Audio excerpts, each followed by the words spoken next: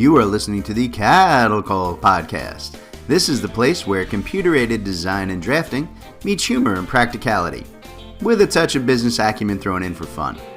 Jim and Rocco, the owners of Zentech Consultants, the premier U.S. technology consulting firm for architecture, engineering, construction, and manufacturing, discuss the fascinating world of CAD with some humor and some honesty. The Cattle Call Podcast. Hello, everybody, and welcome to another episode of the Cattle Call Podcast with Jim and Rocco from Zentech Consultants. I am your host, Jim, the wise, the witty, and the wondrous. And with me, as always, is my co-host and business partner. It's Rocco, and I still haven't thought of, some acronyms to scare you with. Oh, you want me to help you? No. We go with like the drab, the dour, the depressing. What's going on over there, right? Is your wife beating you? Do you need me to send help? You need to liven up. I think you need to introduce a little day drinking into your repertoire is what I'm saying. Get us upbeat for these broadcasts, man. We have a little more fun. I drink during the day. I got Poland Spring on my desk every day. Look at you. I got Poland Spring, except it's brown, and it was brought to me by Johnny Walker. But that's a whole other story that we don't need to get into while Rocco's listening. So. All right. So, Rocco, what's our topic today? I don't know. What are we talking about? I know what we're talking about. We're talking about involving your users in standards development, which is a very important topic. I was hoping we were going to talk about rock and roll. Rock and roll and Johnny Walker. I'm down for this. This is going to be a good day. Now, we got to talk about stuff that's related to the design and construction world. We have a mission. We have to accomplish our mission. Okay. All right. So let's get into it. But maybe next time, rock and roll. I like this topic. So, all right. So today's topic, like I said, is involving your users in standards development. Which, this topic to me, it seems like a no-brainer. But I have to tell you, everybody, that it's actually a major problem on a lot of the consulting projects that I get involved with here at Zentech. There are just a lot of management folks out there who push back when I suggest that we involve their frontline design staff in the development of their standards.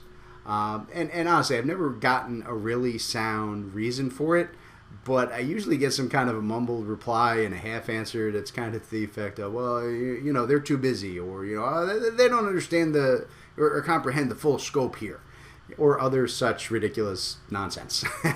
Look, as far as I am concerned, the most important people that you want involved in the development of any type of company standard are the end users, right? The people who actually need to use whatever new workflows or processes or standards or whatever you develop on a daily basis.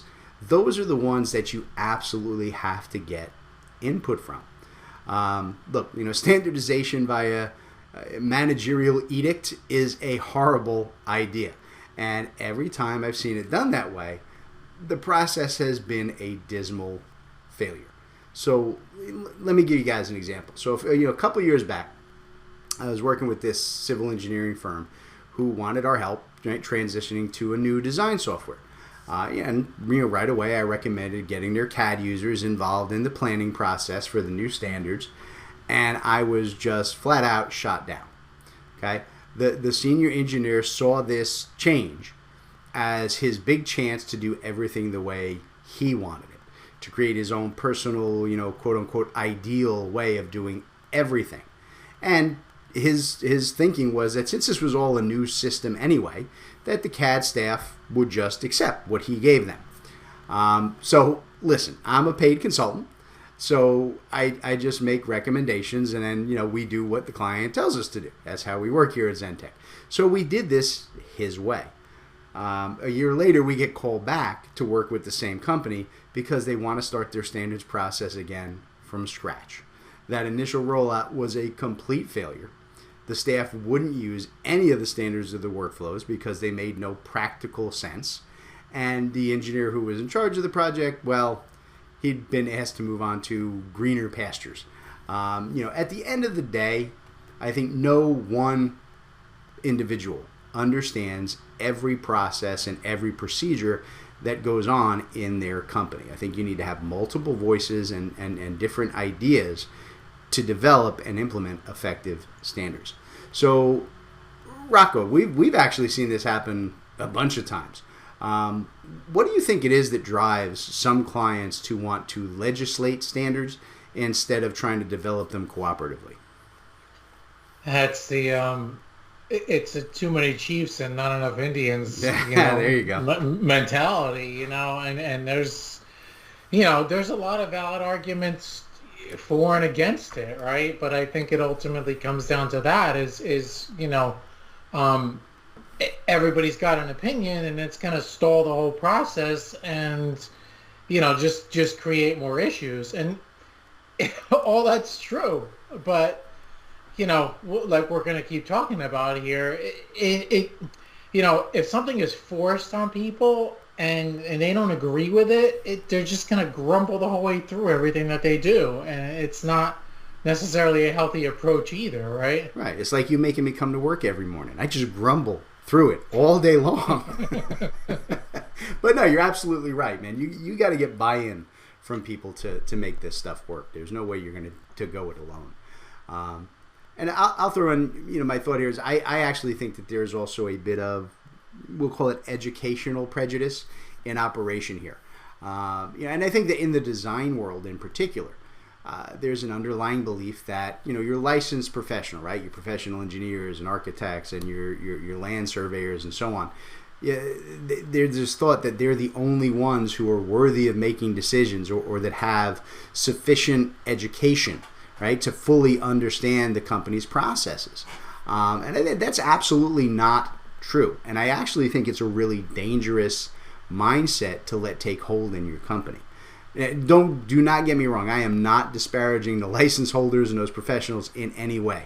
Their knowledge is really hard won, and it is vital for any successful company or even on a particular project. The point that I'm trying to make, though, is that practical, hands-on, design, CAD, construction staff is just as important as those professionals, and they need to be brought into the decision-making loop. If you want to establish any kind of a reasonable, usable standard. The people who create or administer or whatever it is, the end product, what you're putting out, they're the only ones who truly see what the impact of a standard is, right? They're the ones who are going to need to implement it, not just one time on paper in a meeting, but a few hundred times every single day. And I think if those people tell you that something is a bad idea and it's going to cause problems, you better at least listen carefully to what they're saying. Folks with advanced degrees and licenses and so on and years of experience, they understand the overall scope and the project requirements, but they're not always the best people to go to when it comes to practical application. And I'll be honest with you, I look at it from an almost military standpoint. Spending a decade as a combat medic does that to your brain. I tend to filter everything through the U.S. Army viewpoint. It really comes down to my mind. It's the difference between strategy and tactics, right? The overall mission objective, that's your strategies, and the how the heck do we get this done part, right? That's your tactics, right? And in the military, that's a huge part of the difference between your officers, who are your strategists, and your NCOs, right? Your sergeants. They're the tacticians. Both of those are vital mindsets, and neither one of those groups can safely afford to ignore the other. All right. So Rocco, when we're working standardization consulting jobs, do we see most folks involving their end users in developing the standards, or is there still a chunk of folks who view it as a management only process? Lean towards the latter. I mean, a lot of times it's that management only process, and it, at some level it ends up trickling down to the end users where people are starting to raise their hands and question stuff, and then it stalls everything. So you kind of, I don't know, I feel like you hit walls no matter which way. So why not involve everybody else from the beginning, right? Yeah. Now, I'm a big fan, like I said, getting everybody included. Now, I do want to be fair, right? I do want to be fair about this. These problems, these are not always 100% on the management end either, right? I have run across a bunch of cases in my years working as a consultant where the end users were their own worst enemy. There is a tendency in some people to resist change of any kind. All right, and they can be a real vocal and very angry subset of people who do that, right? Oh yeah, yeah. We've met with a lot of them. It's scary some days, and I think I think that there is some fear built into most of us as humans, and look, we all look at it and say, I know how to do my job today, and I'm comfortable with that. I know what I do every day when I go in, and change, even when it's good change. It threatens our status quo. So we let fear drive our response, right? And look, folks, if that hits a little close to home for any of my listeners out there, trust me when I tell you, you need to resist your natural urge to push back against changes. If you want a better, easier work process for yourself, you have to be involved in the decision-making process. And that can't happen if you're trying to devalue that process before it even begins, okay? So don't be that guy. Don't be Mr. Negativity or Miss Negativity taking it all down, saying everything should be left alone, all right? That's just my 2 cents. So, all right, so let's take a quick break to hear from today's sponsor. And when we get back, we'll continue this discussion on including your users in the standards development process. We'll be back in just a few minutes with more of the Cattle Call Podcast. All right, everybody. Today's episode of the Cattle Call Podcast is brought to you by Zentech Consultants. That's Rocco and I. We're bringing ourselves to you. Aren't we nice? So we wanted to talk to you guys today about some of the things that we offer at Zentech Consultants. In particular, we wanted to talk to you today about our offerings around developing and upgrading your CAD standards. We are here to help you guys with all of your CAD standard needs, from ongoing drafting and design support to block and library development, full CAD standards development, right? CAD version upgrades, really whatever it is that you guys need when it comes to developing and implementing and tweaking your current CAD standards. Or like I said, if you don't have any yet, we can help you build them from scratch. So Rocco, why don't you tell all the good folks how they can reach out to us and start that conversation? Yeah, there's a lot of information, people, on our website, zentechconsultants.net. That's ZENTEK consultants.net. Or you can give us a call, 866-824-4459, or even drop us an email, sales@zentechconsultants.net. Ooh, nice. CAD standards from Zentech Consultants. You're listening to the Cattle Call Podcast. All right, everybody, welcome back to the Cattle Call Podcast, where we are discussing the need to include your end users in the development process for really any new standard. This is particularly important in the CAD and the design world, but this topic is really true for any process and in every single industry out there. I don't care what you do. The folks that I call are quote unquote frontline users. They're the ones who are tasked with actually implementing whatever standard you come up with, whether it's a CAD layering system or a contract naming convention, doesn't matter. And logic really should demand that you get their input, because every small change that you make to your standard can have a really dramatic impact on their output.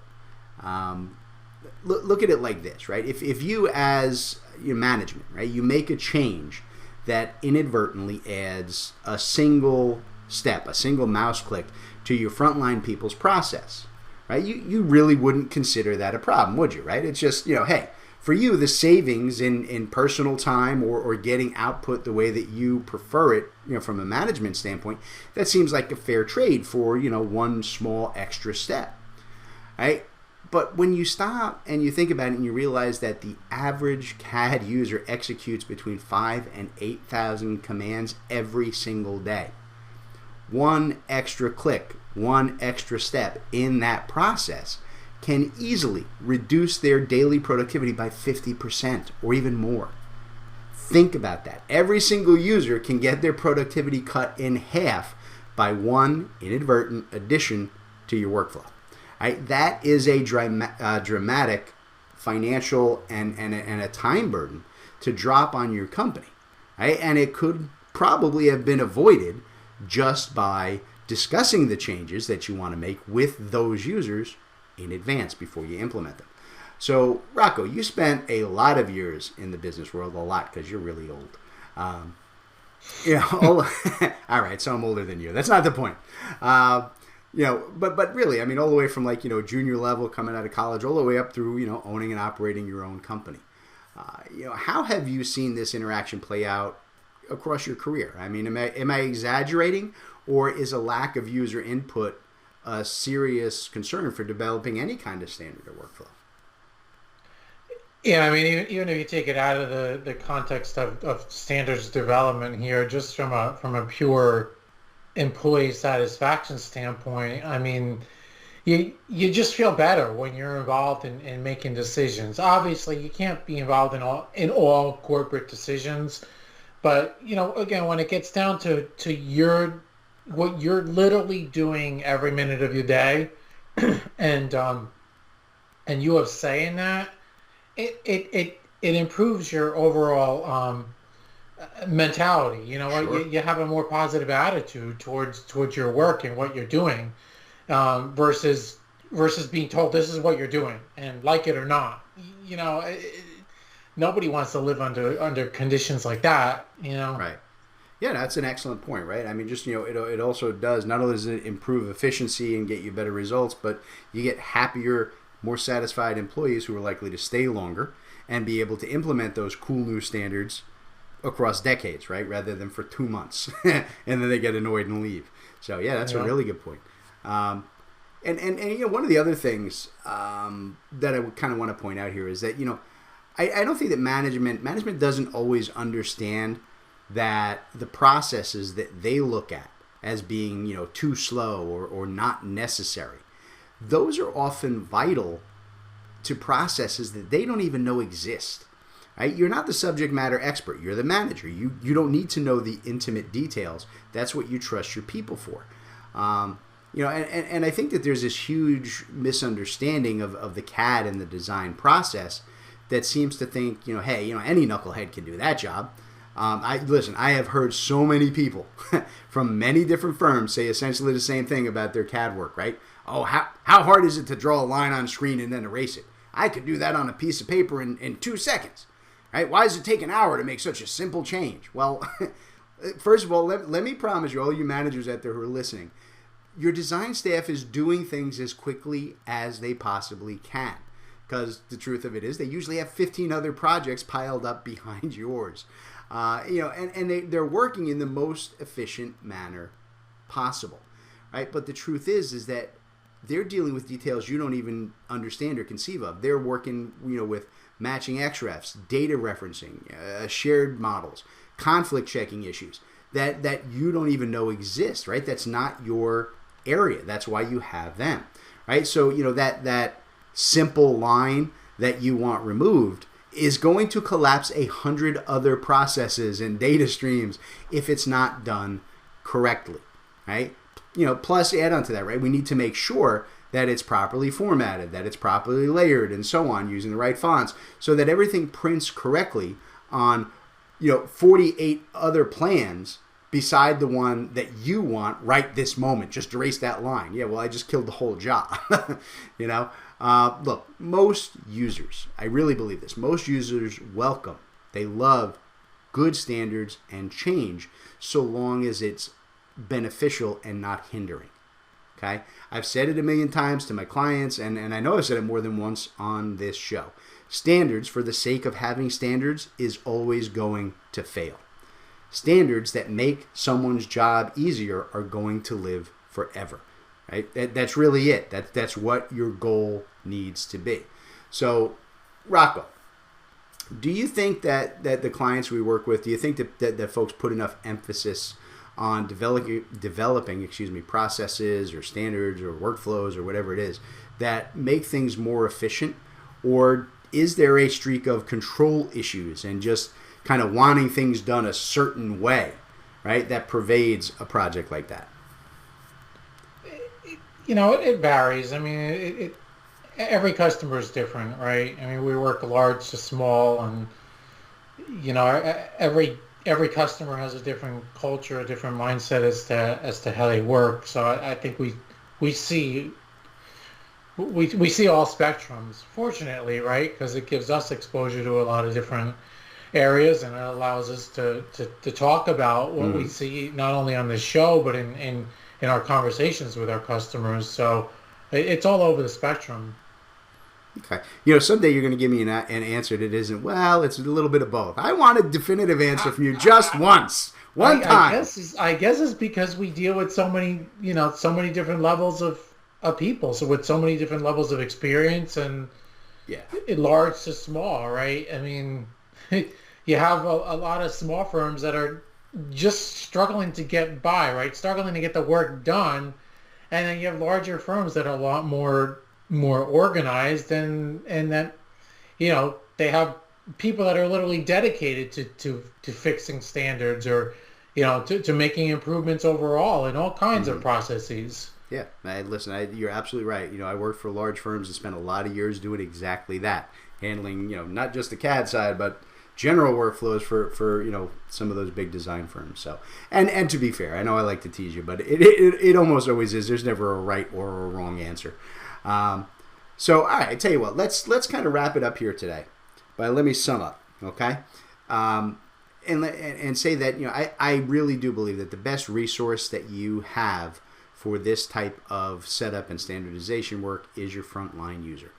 Most of these people really do want better standards, and they probably want them even more than you do, right? They don't want to work late every night and miss their daughter's dance recital. They don't want to jump through 10 workarounds every time they have to get a project out the door. And they don't want to get yelled at by their boss because this project came out different than the last one. Nobody wants that. Standards make those, it makes their lives easier and more harmonious, if you will, but only when they are effective and intelligently applied. All right, you're going to find, if you do this, right, you're going to find there's no better supporter or more valuable resource than those end users in a standard development initiative. All right, so listen, if you give these people a little bit of input, give them a chance to say what they need to say, and seriously listen to their concerns and try to, address their issues. They're not only going to help you develop those new standards, but they are going to become, on the day-to-day, an active evangelist for your new standards and the biggest proponents for everybody to use them all the time. Okay? So keep that in mind. So I think with that, I'm going to climb down off my soapbox. All right? And I'll leave it there for our listeners to think about until the next episode. All right? So thank you all for being here, and we will catch you next time on the Cattle Call Podcast. All right, everybody. Today's Cattle Call was brought to you courtesy of Zentech Consultants. That's Rocco and I. Zentech Consultants works with design and manufacturing firms to help our clients purchase and implement the software that they need in these complex industries. We provide a single point of contact for clients to buy, develop, and learn the most vital software systems for your specific needs. Zentech strives to be your trusted technology partner from your initial needs all the way through long-term support and training for your entire staff. So Rocco, why don't you tell them how to reach out to Zentech? All right, yeah, you can reach out to us through zentechconsultants.net. You can email us at sales@zentechconsultants.net, or you can even call us 866-824-4459. Excellent. We look forward to hearing from you all.